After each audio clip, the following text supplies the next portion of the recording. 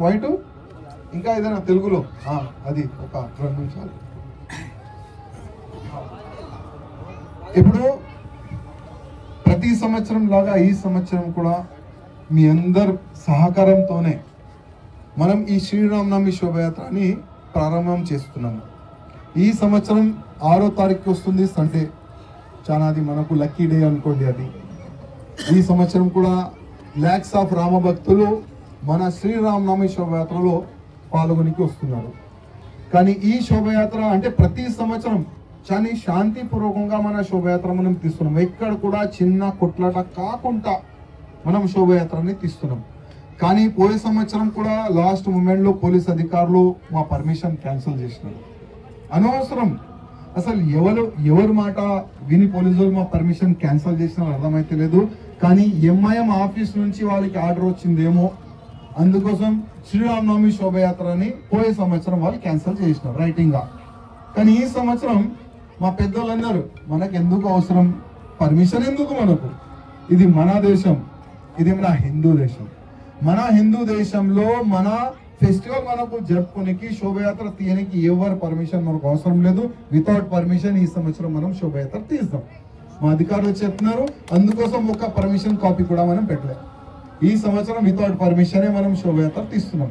అదేవిధంగా ఈ శోభయాత్రలో మనం ఒక సంకల్పం తీసుకుందాం. ఇప్పుడు మహారాష్ట్రలో ఔరంగజేబు సమాధి ఉన్నది. ఆ సమాధిని కూల్చనికి మహారాష్ట్ర హిందువులు రెడీ ఉన్నారు.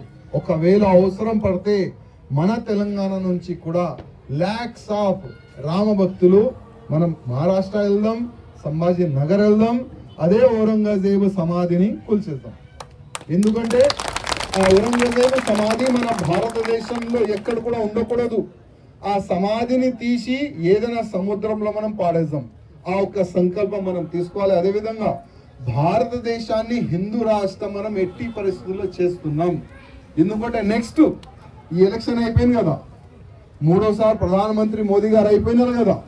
ఇప్పుడు మోదీ గారికి మనం చెప్తాం, మోదీ గారు 4వసారి మీరు ప్రధానమంత్రి అవుతున్నారు. కానీ మీ ఎలక్షన్ మేనిఫెస్టోలో ఒక అంశం పెట్టండి, కాశీ మథుర, దాని తర్వాత భారతదేశం హిందూ రాష్ట్రం చేస్తాం.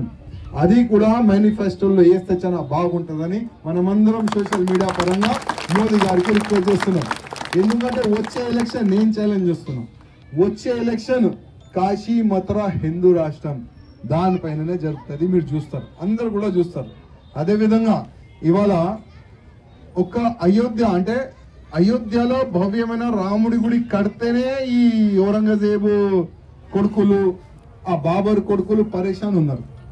ఇప్పుడు ప్రారంభమైంది రామ మందిరం తర్వాత కాశీ మథుర తర్వాత ప్రతి ఒక్క మా గుళ్ళు పలగొట్టి వీళ్ళు ఎక్కడెక్కడ కట్టినారు కదా ఆ బాబరీ మస్జిద్, ప్రతి ఒక్క బాబరీ మస్జిద్ కూల్చి భవ్యమైన మన గుడి మనం కడుతున్నాం. ఆ సంకల్పం కూడా మనం తీసుకుందాం. ఇంకా ఎవరిదైనా ఏదైనా క్వశ్చన్ ఉంటే మీరు అడగచ్చు. ఎవరైనా లేచినప్పుడు చెప్పమ్మా.